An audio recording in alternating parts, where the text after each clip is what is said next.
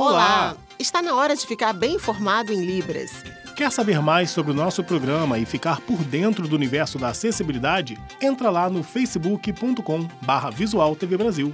Direto do Rio de Janeiro, o Visual começa agora.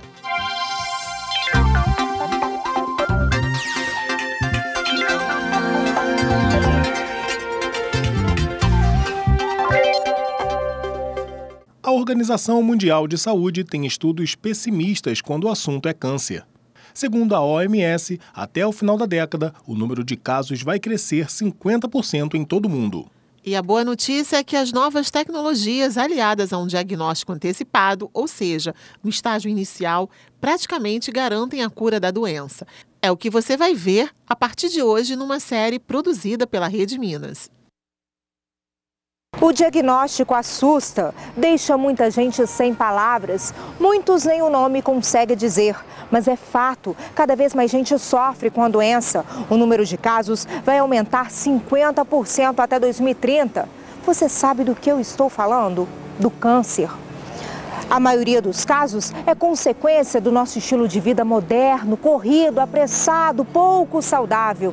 Mas as origens são remotas. O câncer é resultado de mutação genética. Por isso, desde que existe vida, ele existe. Alguma ação externa, por exemplo, o sol, o cigarro, vai produzir ali uma mutação na célula, no DNA da célula, né, o que vai produzir um erro genético ali e a célula vai começar a se proliferar desordenadamente, né, dando origem a um tumor. Mais de 14 milhões de pessoas desenvolvem a doença a cada ano.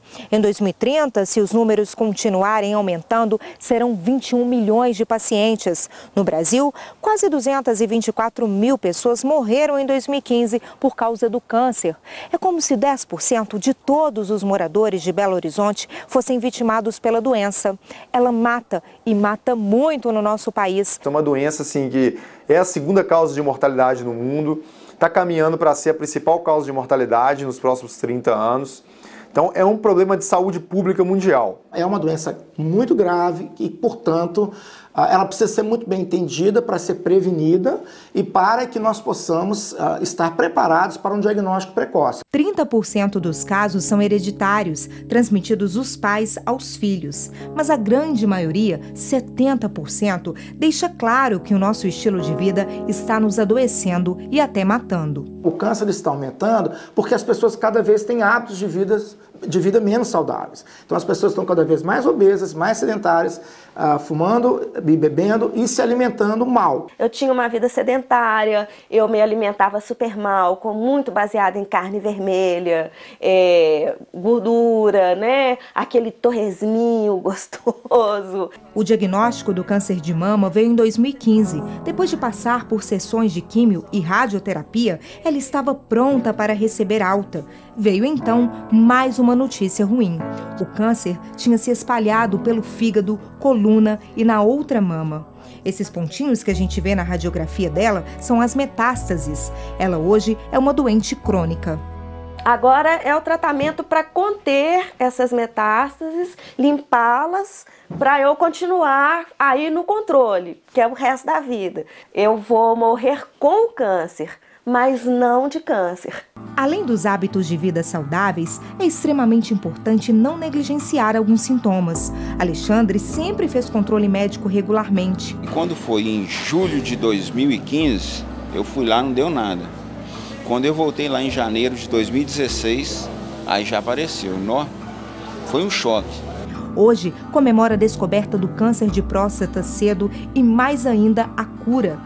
Fé, confiança, religiosidade, oração, coragem, valorização da vida. Ela se torna valiosa para quem recebe o diagnóstico do câncer. Amanhã, vamos ver que tratamentos mais eficientes, equipamentos modernos e pesquisas promissoras vêm tornando a esperança de todos nós cada vez mais concreta. No coração de São Paulo, numa das áreas mais valorizadas da cidade, tem um cafezal. É isso mesmo, uma plantação de café de alta qualidade criada há 90 anos e que agora está aberta à visitação. Não fosse pelos prédios, essa casinha podia ser a sede de uma fazenda. E aqui a gente estaria na área rural, no meio de uma plantação de café qualquer. Mas logo ali no fundo, a gente enxerga também o obelisco do Parque Ibirapuera e lembra que está no meio da maior cidade do país. Esta é uma das áreas mais valorizadas da capital paulista e fica na zona sul da cidade. Aqui não há mais terrenos à venda e o valor do metro quadrado construído passa de R$10 mil. O cafezal resiste porque é mantido pelo governo do estado. São 1.500 pés. A plantação fica no Instituto Biológico, criado em 1927, quando o café era o motor da economia paulista. O objetivo era buscar alternativas para combater uma praga que deixa os grãos de café ocos, a broca, que estava acabando com os cafezais do estado. A pesquisa continua e dá para conhecer a plantação e ver a colheita, os processos de secagem e da separação da casca do café. As pessoas vêm visitar, faz um passeio cultural e educacional e ambiental, né? Uma educação ambiental, mostrando que o café também, no estado de São Paulo, aqui nós temos um café orgânico, não tem aplicação de nenhum produto químico. A colheita rende até 1 tonelada de grãos por ano. Um café de alta qualidade, orgânico e que não é vendido. Ele é distribuído pelo Fundo Social de Solidariedade do Estado para entidades assistenciais de São Paulo.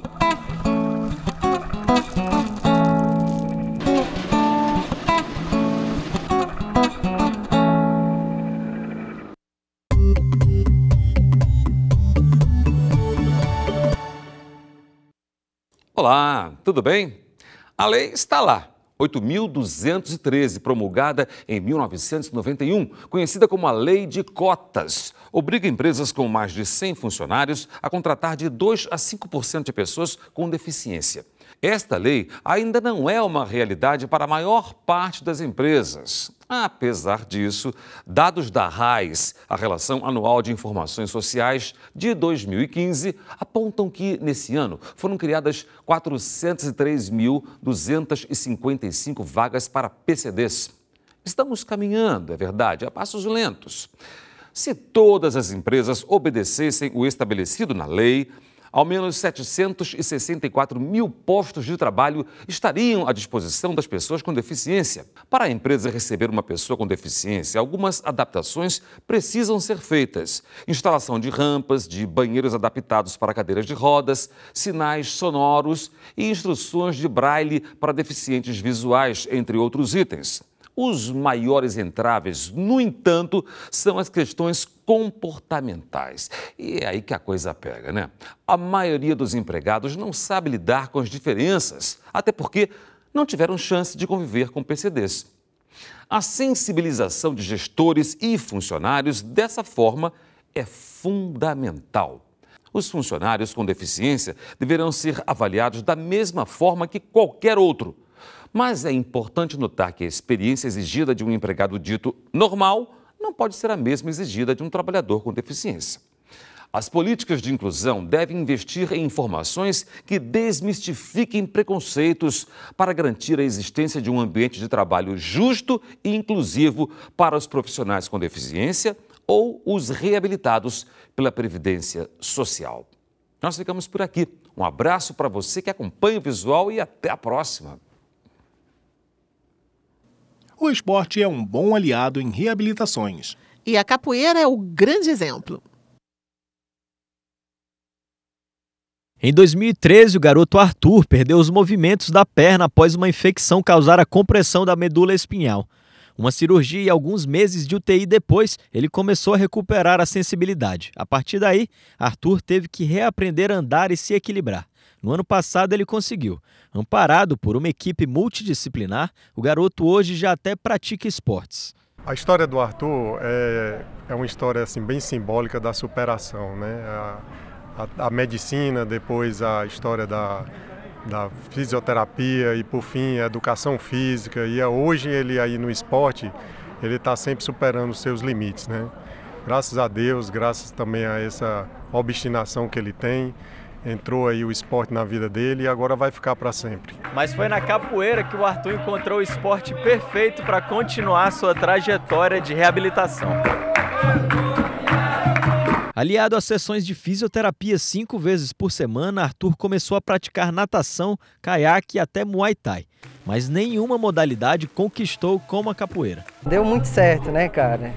Como a gente vê assim, ele pôde experimentar vários esportes, mas a capoeira ele se encontrou, então se animou a dar continuidade, que a gente sabe que até na condição dele esses ganhos vêm médio e longo prazo. Então só ele se animar, em gostar, em querer participar, isso sem dúvida já garante bons resultados. Mesmo envolvendo saltos mortais e movimentos acrobáticos, o professor Marcelo Testa explica.